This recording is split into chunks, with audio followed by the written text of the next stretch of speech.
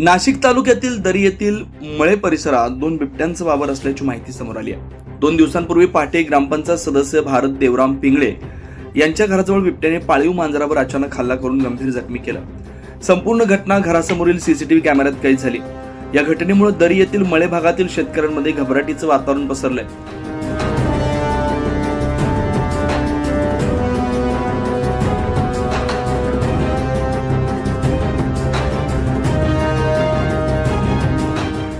मालाबाद पासून अवघ्या 7 ते 7 किलोमीटर अंतरावर आणि मातोरी पासून 3 ते 4 किलोमीटर अंतरावर असलेल्या या परिसरात यापूर्वीही बिबट्यांचं वावर वाढल्याचं दिसून आलं होतं।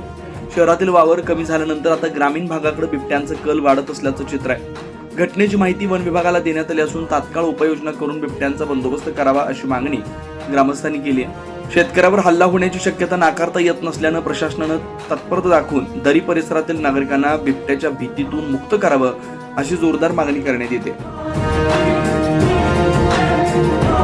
9 न्यूज महाराष्ट्र ब्युरो नाशिक।